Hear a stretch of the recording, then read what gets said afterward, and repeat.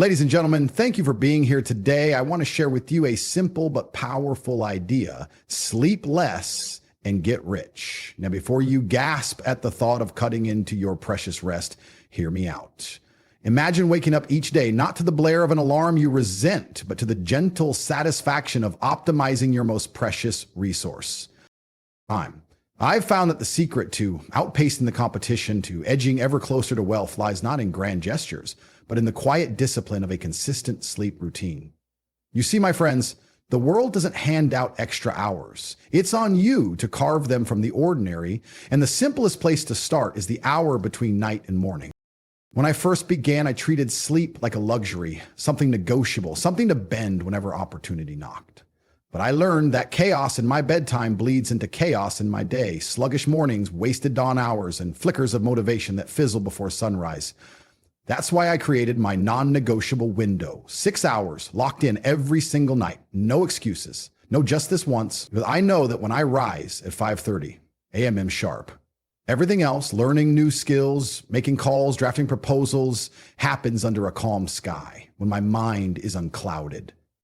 It wasn't easy at first. My body revolted against the idea of an earlier lights out. I craved those extra 30 minutes of scrolling through one more post, one more video that I just had to see. But let me tell you, the discipline of setting an alarm, not just for wake up, but for wind down, changed everything. At 11 o'clock p.m. every night, I mute my phone, dim the lights, and run a short ritual. 5 minutes of stretching, 2 minutes of cold light exposure, just enough to signal to my brain that business is over and rest begins. I read a page or two of a book, never on my phone, feel my heart rate slow, and then I'm under the covers by 11:30 p.m. No negotiations. Consistency builds momentum. Within a week, my body clock aligned. I woke up naturally, 5 minutes before my alarm, eyes clear, mind ready. I no longer hit the snooze button because there was no temptation to linger. My mornings became a fortress of productivity. While the world slept, I was already 10 steps ahead. Reading market news, sketching business ideas, hitting the gym for a power session that fueled my day. By the time most people were logging on to check emails, I'd already sent mine and moved on to the next priority.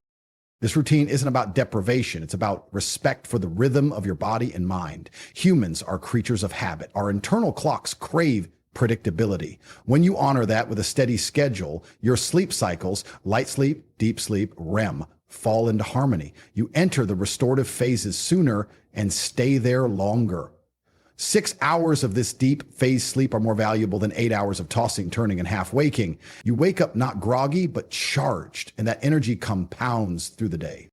Think of the hours you reclaim as the cornerstone of your empire. 2 hours extra each night, 15 by week's end, give you 60 bonus hours a month. 60 hours. That's enough time to launch a side hustle, to finish an online course, to write the first draft of your next big project. I use mine to connect with the best minds in my network, map out deal structures, and dive into strategy sessions while my peers are still dreaming. These hours don't whisper. They shout opportunity. But discipline without flexibility is brittle. There will be nights when urgent matters demand you stay up, when a client calls or an insight strikes. That's why your wind down alarm shouldn't be a tyrant, but a guide. If you push past it, ensure you compensate. Don't turn off that habit meter. Perhaps you shave 15 minutes off your morning workout, or push lunch back slightly to catch a 20-minute power nap. Keep the anchor of consistency, even in flexibility. This approach keeps your sleep debt manageable and your routine intact. And don't overlook environment. I keep my bedroom optimized for efficiency. Blackout curtains to seal out light, a temperature set to cool around 65 degrees, so falling asleep feels natural. My phone lives out of reach, face down, notifications off. If screen time creeps in, I switch to reading a physical book or listen to calming audio that lulls me into rest. You control your space. Let it serve your schedule, not distract from it. Now, take a moment tonight to look at the clock, decide your non-negotiable bedtime, and set that wind down alarm. Feel the power of owning your schedule. Rise with purpose and let every reclaimed hour propel you toward the success you deserve. Thank you. Of course, it's not just about combating tiredness. Naps are creativity accelerators. The subconscious mind works while you rest, forging connections and incubating ideas.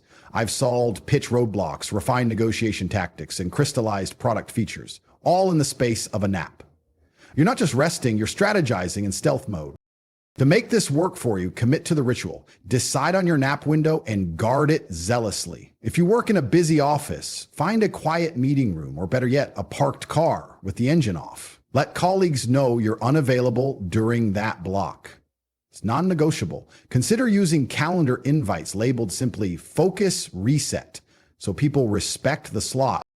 Your nap becomes non-negotiable. You'll notice something extraordinary. Your resilience skyrockets. Stressors that once sent you spiraling now feel manageable. You bounce back from setbacks faster because you've built in a recovery mechanism. You're not just working harder, you're working smarter with intentional pauses that keep you operating at peak performance. Think about the compounding impact. 20 minutes a day, 5 days a week, that's almost 2 hours of rejuvenation weekly. Over a year, you're gifting yourself nearly a full day each month.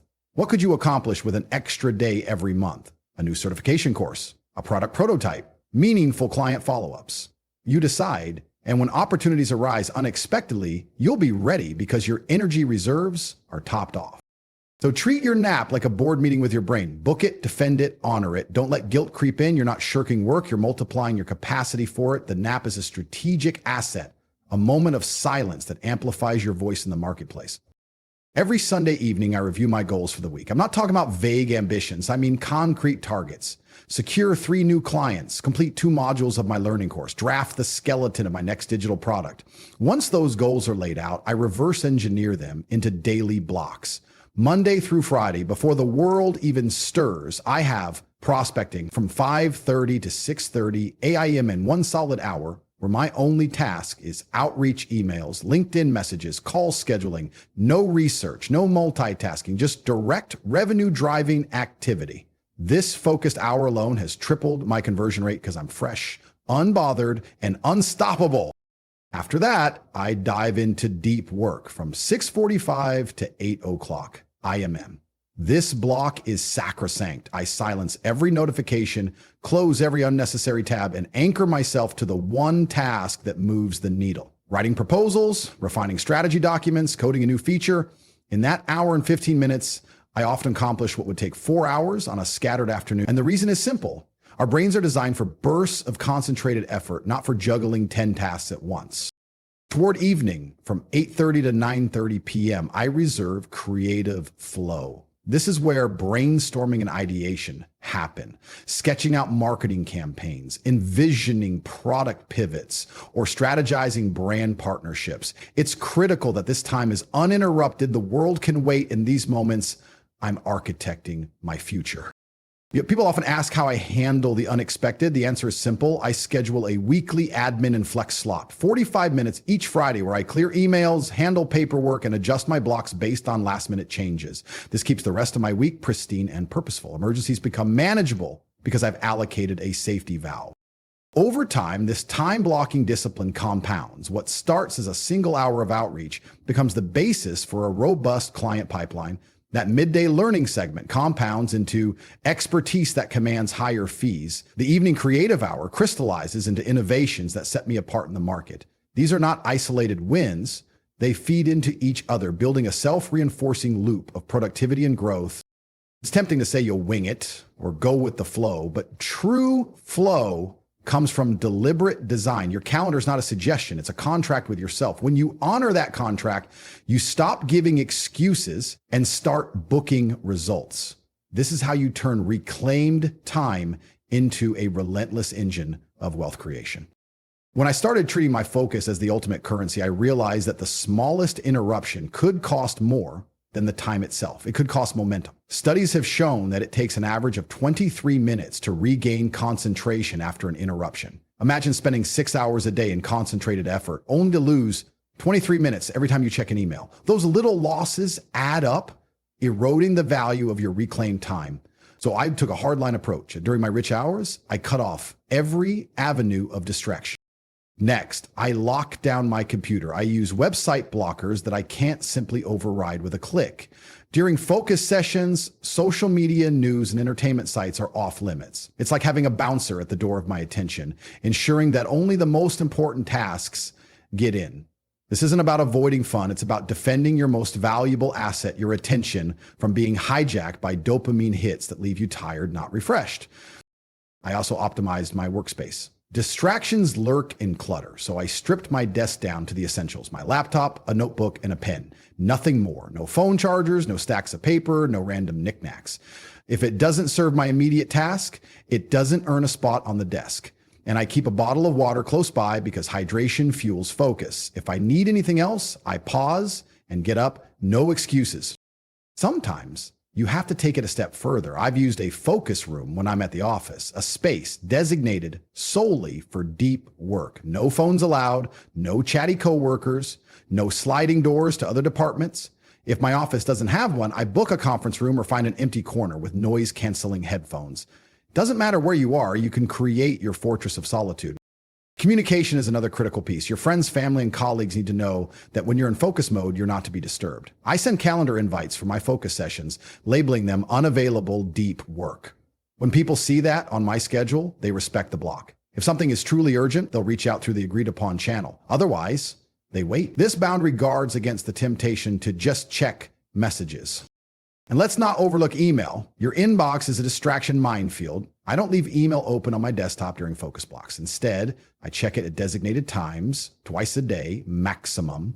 Outside of those windows, it's closed. If you're waiting on something urgent, you know to text or call. This habit keeps my focus unbroken and ensures that I control my inbox rather than letting it control me. Of course, discipline is key. At first, you might feel the itch to check that app or peek at a new message. That's your brain craving novelty, craving dopamine. But every time you resist, you strengthen your focus muscle. It gets easier. Before you know it, you slip into deep work effortlessly, and distractions stop even sounding tempting. Over time, this practice compounds. You finish projects sooner, deliver better results, and build a reputation for reliability and excellence. Clients and partners notice. They see that when you say you'll deliver, you mean it because you show up with undivided attention and make every minute count. Once you know your peaks and troughs, align tasks accordingly. High-intensity work, negotiations, creative brainstorming, complex problem solving, belongs in your energy peaks. Routine or administrative tasks, email triage, data entry, scheduling, belong in the troughs or right after a power nap. This strategic grafting of task to energy state multiplies your efficiency. No more plowing through dense strategy documents when you're running on empty or wasting peak focus on mindless chores. Mindset maintenance is equally vital. A wandering mind or creeping self-doubt can drain energy faster than physical fatigue. Incorporate brief mindfulness or breathing exercises, just 2 minutes between blocks, to clear residual stress and center your thoughts. Over time, these pauses become a mental reset button, sharpening your clarity and resilience.